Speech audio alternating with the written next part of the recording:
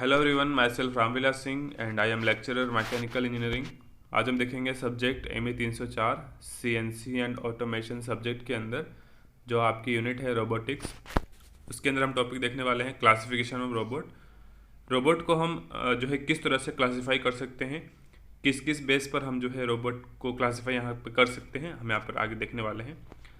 First one is the robot classification on the configuration, यानी कि robot का configuration कैसा है उसके आधार पर हम रोबोट को जो है क्लासिफाई कर सकते हैं। Okay, mechanics of manipulator depend on the type of joint employed and their arrangement. जो आपका मैनिपुलेटर होता है, मैनिपुलेटर में जॉइंट कौन कौन से लगे हैं और किस प्रकार से लगे हैं, उसके आधार पर जो है मैनिपुलेटर का मैकेनिक्स जो डिपेंड करती है। मीन्स जो है मैनिपुलेटर की मूवमेंट कैसी होगी, किस तरह से ये काम करेगा, किस पर डिपेंड करेगा, ये जॉइंट कौन से लगे हैं और किस प्रकार से लगे हैं। ओके, एक्चुअली रोबोटिक आर्म जो होती है जिसको हम मैनिपुलेटर कहते हैं, मैनिपुलेटर का काम क्या होता है? उसका काम होता है कि जो रिस्ट होता है, जो एंड इफेक्टर होता है, उसको 3D स्पेस के अंदर कहीं भी लोकेशन तक पहुंचाना। तो ये काम होता है रोबोटिक आर्म का कि जो रिस्ट है, जो एंड इफेक्टर, उसको 3D के अंदर कहीं भी डिजायर्ड लोकेशन तक इसको पहुंचाना। According to joint movement and arrangement of the link, there are various basic structural configuration of the robotic arm is there. तो इन जॉइंट मूवमेंट के आधार पर और किस प्रकार से जॉइंट लगे हैं इसके आधार पर और लिंक की अरेंजमेंट के आधार पर हम यहाँ पर कुछ हमें यहाँ पर जो है कॉन्फ़िगरेशन हमें जो है देखने को मिलती है, जो हम आगे देखने वाले हैं। And these are characterised by distribution of 3 arms joint among the prismatic and rotary joint. तो यहाँ मैंने कहा कि यहाँ पर जो कॉन्फ़िगरेशन होगा किस पर डिपेंड करेगा कि जॉइंट कौन से लगे हैं और किस प्रकार से लगे हैं और लिंक किस प्रकार से अरेंज किए हुए हैं। That is the configuration.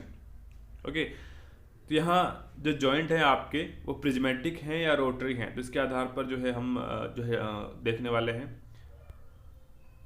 तो हम यहाँ देखें कॉन्फ़िगरेशन के आधार पर, तो रोबोट आपके 5 टाइप्स के होते हैं: Cartesian robot, cylindrical robot, spherical robot, articulated robot and SCARA robot.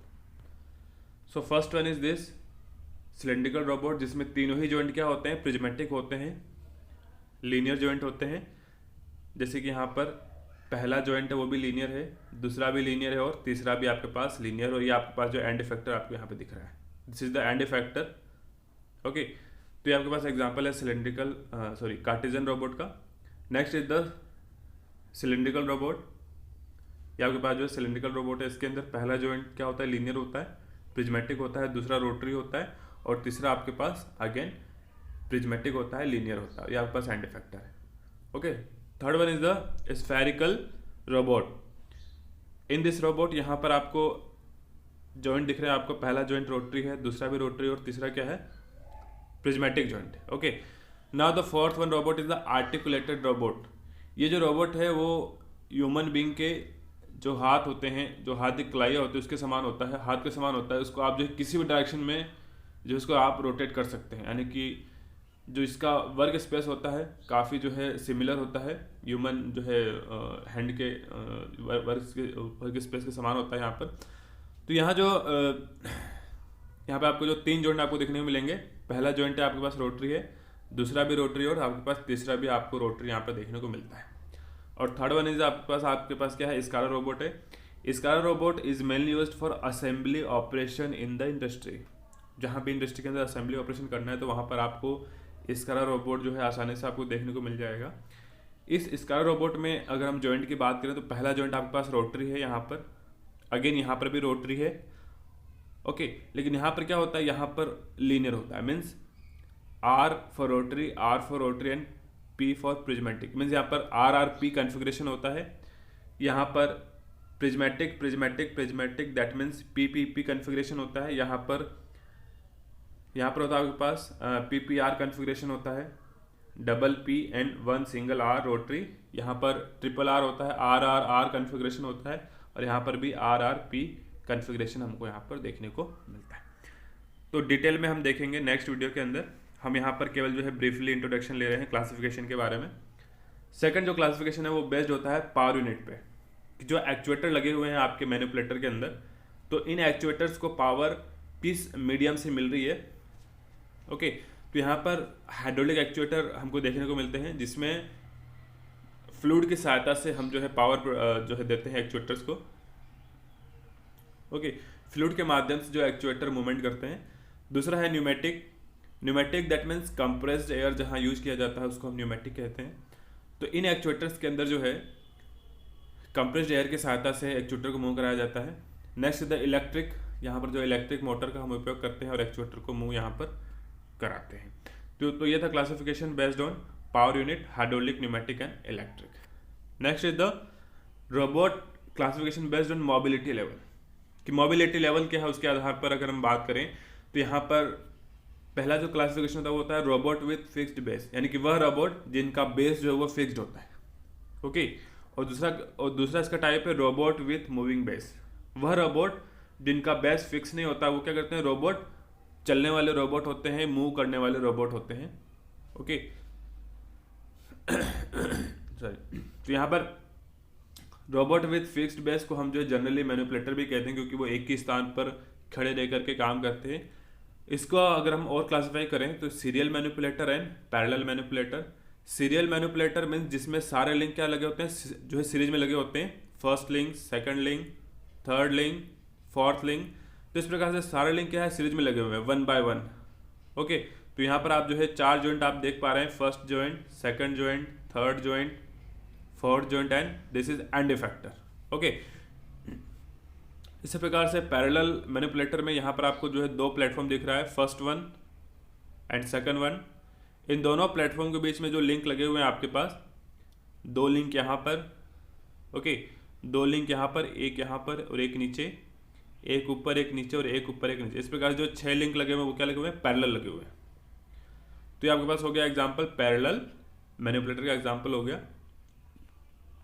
Okay, तो this is the example of serial manipulator and parallel manipulator. अगर हम एग्जाम्पल की बात करें तो सीरियल का एग्जाम्पल है पुमा रोबोट एंड पैरेलल का एग्जाम्पल है Stewart platform.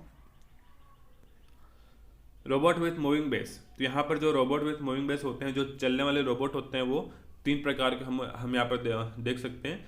First one the wheel robot, जो व्हील की सहायता से चलते हैं। यह वहाँ काम में आते हैं जहाँ पर जो सरफेस है वो बहुत ज़्यादा स्मूथ है, स्मूथ और फ्लैट होती है, वहाँ पर व्हील रोबोट का जो उपयोग किया जाता है।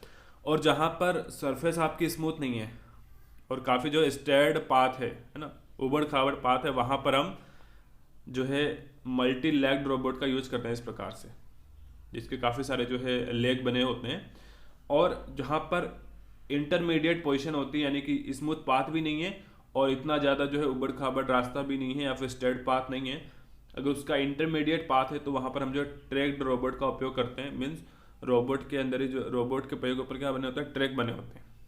ठीक है, हम जो है ट्रैक बना करके रोबोट को मूव कराते हैं, तो that is the tracked robot. तो इस प्रकार से मोबिलिटी लेवल के हिसाब से रोबोट जो है 2 प्रकार के हुए, एक फिक्स्ड बेस वाले और एक मूविंग वाले। फिक्स्ड बेस के अंदर एक सीरियल हुआ, एक पैरेलल हुआ। सीरियल इस प्रकार से, पैरेलल इस प्रकार से। मूविंग बेस के अंदर व्हील रोबोट जो पहियों के सारे चलता है, मल्टी लेग रोबोट जिसमें लेग बने होते हैं, और ट्रैक रोबोट जो है ट्रैक के हिसाब से, ट्रैक के अकॉर्डिंग जो यहाँ पर मूव करता है। Number 4 is the robot classification based on system. Control system के आधार पर अगर हम रोबोट को क्लासीफाई करें तो यहाँ पर हम देखेंगे 3 टाइप के होते हैं आपके पास, point to point control robot, continuous path control robot and controlled path robot. Point to point it means कि रोबोट का जो कंट्रोलर है वो रोबोट को एक जो है पर्टिकुलर पॉइंट पर ही कंट्रोल कर सकता है और एक पॉइंट से दूसरे पॉइंट की ओर जाते समय कंट्रोल नहीं कर सकता है। ठीक है, continuous path robot it means एक जो है कंटिन्यूअस जो है पाथ पर जो है कंट्रोल कर सकता है कंट्रोलर रोबोट को। एंड कंट्रोल पाथ क्या होता है, इन दोनों से काफ़ी जो है एक्यूरेसी के साथ काम करता है। तो ये एग्जांपल आप देख पा रहे हैं, this is the point to point control, कि यहाँ पर जो रोबोट है आपका वो इस जो है पर्टिकुलर पॉइंट पर ही कंट्रोल करेगा और 1 से 2 की ओर जब आगे बढ़ेगा आपका टूल, तो इस कंडीशन में कंट्रोलर से कंट्रोल नहीं करेगा और ये मैक्सिमम स्पीड के साथ 1 से 2 तक पहुँचेगा। लेकिन यहाँ पर हम बात करें कंटिन्यूस पाथ की, तो यहाँ पर इस जो है वर्कपीस के साइड के सहारे जो है इस टूल को मोशन करनी है, तो यहाँ जो है कंटिन्यूस कंट्रोल किया जा रहा है। तो ये काम किया जाएगा कंटिन्यूस कंट्रोल पाथ रोबोट के साथ। एग्जाम्पल की बात करें तो पॉइंट टू पॉइंट का एग्जाम्पल है यूनिमेट 200 T3, और कंटिन्यूस की बात करें तो पूमा और CRS, ये कुछ रोबोट हैं जो एग्जाम्पल हैं कंटिन्यूस के और पॉइंट टू पॉइंट कंट्रोल के। The last and number 5 classification is robot classification based on control loops. Control loop की बात करें तो यहाँ पर दो प्रकार के इस टाइप हम देखने को मिलेंगे यहाँ पर, दो प्रकार से, open loop and close loop. Open loop जिसमें हम फीडबैक नहीं लेते हैं, यानी कि इनपुट दे करके हम सीधे आउटपुट ले लेते हैं, और क्लोज के अंदर हम इनपुट देते हैं, आउटपुट लेते हैं, और साथ साथ क्या करते हैं, आउटपुट की मॉनिटरिंग करते हैं, और फीडबैक जो है वापस कंट्रोलर में सेंड किया जाता है। ओके, एक्चुअली हम जो रोबोट की वर्किंग समझे तो यहाँ पर जो है रोबोट को क्या काम करना है उसके हिसाब से जो है मोशन प्लानिंग की जाती है कि रोबोट कितना एंगल घूमेगा, कितना एंगल आगे बढ़ेगा, कहाँ तक पहुँचेगा। ओके, और फिर इन डाटास के आधार पर मैनिपुलेटर को डाटा सेंड किए जाते हैं। ओके, और ये मैनिपुलेटर क्या करता है, कंट्रोल सिस्टम क्या करता है, इसके अकॉर्डिंग जो है कंट्रोल सिग्नल सेंड करता है मैनिपुलेटर को। ओके, यहाँ से डाटा प्राप्त हुए कि कितना एंगल घूमना है, कितना आगे बढ़ना है, किस लोकेशन तक पहुंचना है। ओके, और इन डाटास के आधार पर मैनिपुलेटर का जो कंट्रोल सिस्टम है वो मैनिपुलेटर को क्या भेजता है, कंट्रोल सिग्नल भेजता है। ओके, और ये कंट्रोल सिग्नल जो है मैनिपुलेटर में कहा जाते हैं जॉइंट पे जो एक्चुएटर लगे हैं, यहाँ पे आपको 1 2 3 जॉइंट आपको दिख रहे हैं, तो इन जॉइंट पे जो एक्चुएटर लगे हैं उनमें ये सिग्नल जाते हैं और एक्चुएटर मूव करता है और आपका मैनिपुलेटर जो भी टास्क है वो परफॉर्म कर पाता है। ओके, तो यहाँ मैनिपुलेटर के अंदर जो एक्चुएटर हैं उनको सिग्नल प्राप्त होगा और एक्चुएटर मूव करेगा।